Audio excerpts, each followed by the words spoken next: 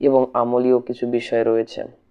গুরুত্ব সহকারে যদি একটু সময় দিয়ে ধৈর্য সহকারে শোনেন, পুরোটাই অবশ্যই এখান থেকে নিজের জীবনের আমল বা পরকালীন জিন্দেগিতে উপকৃত হবেন বলে আশা রাখি।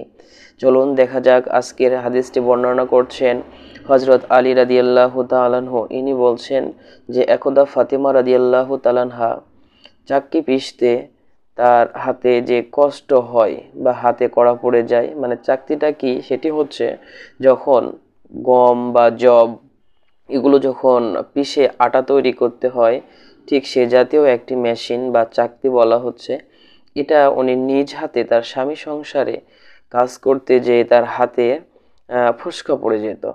তো ইনি খুব কষ্ট পেত। এই বিষয়টি তার পিতা হযরত মুহাম্মদ সাল্লাল্লাহু আলাইহি ওয়াসাল্লামকে জানানোর জন্য উনি তার কাছে গেলেন, বা তিনি সংবাদ পেলেন যে তার পিতার নিকটে যুদ্ধবন্দী কিছু গোলাম এসেছে।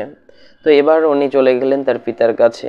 যাওয়ার পরে উনি কিন্তু তার পিতার সাক্ষাৎ পেলেন না। উনি কি করলেন, উনি হযরত আয়েশা সিদ্দিকা রাদিয়াল্লাহু তাআলা আনহা, রাসূল করিম সাল্লাল্লাহু আলাইহি ওয়াসাল্লামের সর্বশেষ বা ছোট স্ত্রী ছিলেন ইনি, আর হযরত ফাতিমা রাদিয়াল্লাহু তাআলা আনহা এর আম্মা ছিলেন। তখন উনি কি করলেন, যখন পিতার সাথে সাক্ষাৎ হলেন না, তখন উনি তার মা আয়েশাকে বলে গেলেন যে মা, আমার এই পরিস্থিতি, তো এটা তুমি আমার বাবাকে একটু জানিয়ে দিও। আর বিশেষ করে যদি আমি কোনো আমার বাবা যদি আমার জন্য কোনো গোলাম একটি আমাকে দিতেন, তাহলে আমার জন্য একটু সুবিধা হতো। এ বলে ফাতিমা রাদিয়াল্লাহু তাআলা আনহা ইনি চলে গেলেন তার বাসায় বা স্বামীর ঘরে।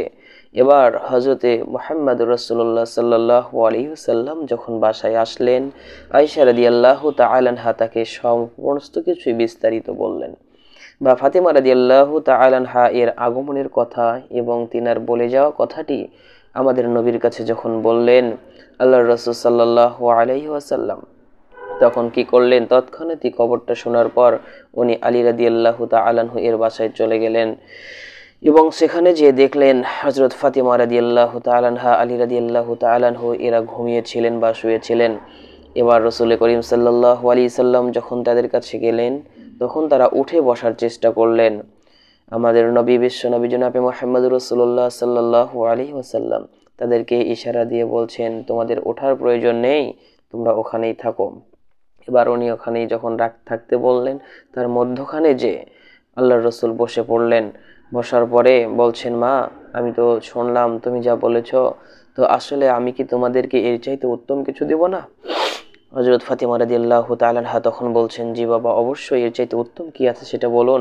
তখন ফাতিমা রাদিয়াল্লাহু তাআলা আনহাকে তার পিতা বলছেন, দেখো মা, তুমি যখন রাত্রে ঘুমাতে যাবে, তখন তুমি সুবহানাল্লাহ 33 বার বলবে, আলহামদুলিল্লাহ 33 বার বলবে, আল্লাহু আকবার 34 বার বলবে। এটা হচ্ছে তোমার গোলামের চাইতে বেশি উত্তম হবে।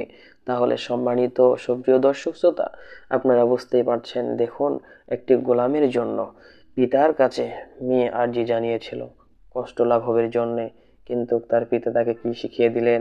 তার পিতা তাকে আমল শিখিয়ে দিলেন। দুনিয়াতে নিজের কষ্ট নিজেকে, নিজের কর্ম নিজেকে করা, এটা অতীব জরুরি। আর বিশেষ করে আল্লাহ রাসূল সাল্লাল্লাহু আলাইহি সাল্লাম যখন তাকে তাসবিহগুলো শিখিয়ে দিলেন, তখন থেকে তাসবিহটির নাম হয়ে গেল তাসবিহে ফাতেমি। অনেকেই এই বিষয়টি জানেন এবং আমল করেন। ইনশাআল্লাহ আমরাও আমল করার চেষ্টা করব। আল্লাহ পাক আমাদেরকে কবুল করুক।